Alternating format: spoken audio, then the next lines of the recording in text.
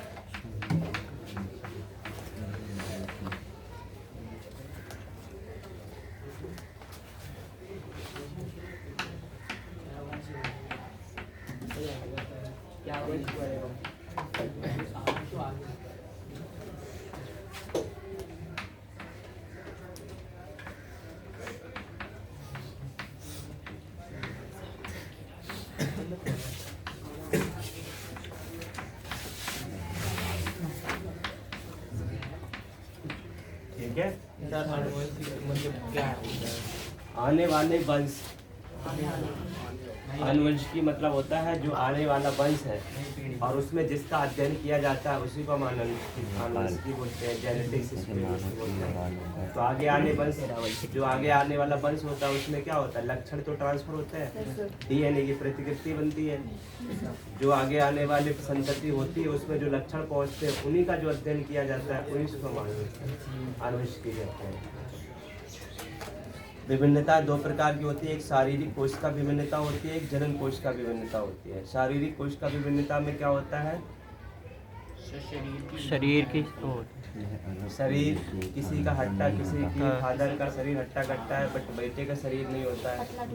बेटे का शरीर हट्टा कट्टा है तो फादर का नहीं है। लंबाई, मोटाई, बोना, ये सारी जो चीज़ें होती हैं ये शारीरिक होती है। इसमें है ये शारीरिक कोशिका में आती हैं, ये अगली पीढ़ी में स्थानांतरित नहीं होते, यानी कि एक पीढ़ी से दूसरी पीढ़ी में नहीं जाते, क्योंकि जो शरीर होता है वो हमारे हाथ में होता है। हम उसको कैसा बनाना चाहें, जैसा हम उसको ढालेंगे, जैसा हम उसको बनाएंगे उसी हिसाब से वो बनता चला जाएगा। तो ये उपार्जित लक्षण है, इसको उपार्जित लक्षण कहते हैं। ऐसे लक्षण जिनको उत्पन्न किया जा सके तुम्हारे स्वयं के द्वारा उन्हें उपार्जित लक्षण कहते हैं। ये आनुवंशिक लक्षण नहीं है, ये उपार्जित लक्षण है।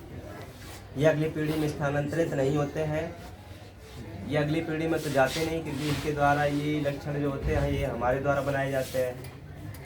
ये जैव विकास में सहायक नहीं होते हैं, जैव विकास में सहायक नहीं होते हैं। जैव विकास में कैसे सहायक नहीं होते हैं, जब किसी व्यक्ति जंतु का जैव विकास होता है तो उसकी कोशिका डीएनए जीन के द्वारा डिपेंड करता है, ठीक है। लेकिन ये क्या काम करते हैं, ये उपार्जित लक्षण होते हैं, ये स्वयं अर्जित करने पड़ते हैं, तो इसलिए ये जैव विकास में सहायक नहीं होते हैं। जैसा तुम प्रयास करो वैसा ही ये चलेंगे। इन्हें उपार्जित लक्षण भी कहा जाता है। जैसे कानों में छेद करना, कुत्तों में पूंछ काटना, ये बहुत सारे लक्षण होते हैं जिनको हम उपार्जित लक्षण कहते हैं, जो हमारे द्वारा बनाए जाते हैं। लेकिन आनुवंशिकी लक्षण में क्या होता है, जनन कोशिका में आती है, यह अगली पीढ़ी में स्थानांतरित हो जाती है, ये जैव विकास में सहायक होते हैं। इन्हें आनुवंशिक लक्षण भी कहा जाता है। जैसे मानव के बालों का रंग, मानव शरीर की लंबाई जो होती है जेनेटिक्स में आ जाती है, लंबाई हो गई, चौड़ाई हो गई, जैसे जेनेटिक्स में जो लंबाई या ये तो बनता है तो पूरा का पूरा स्ट्रक्चर उसी का ही होता है। तो जो विभिन्नताएं होती है वो बहुत ही कम मात्रा में होती है। लेकिन विविध सेक्सुअल लैंगिक जनन में विविधता अपेक्षाकृत अधिक होती है। क्रॉस संकरण के द्वारा गुणसूत्र क्रोमोसोम के विसंयोजन द्वारा, म्यूटेशन के द्वारा, क्रॉस आगे हम बताएंगे क्रॉस क्या होता है तो उसमें आ जाएंगे। लेकिन इतना जानना कि लैंगिक जनन में जो विभिन्नताएं होती हैं वो बहुत ज़्यादा होती है। अब ये विभिन्नताओं के लाभ क्या है, विविधता प्रकृति की विविधता के आधार पर विभिन्नता जीवों को विभिन्न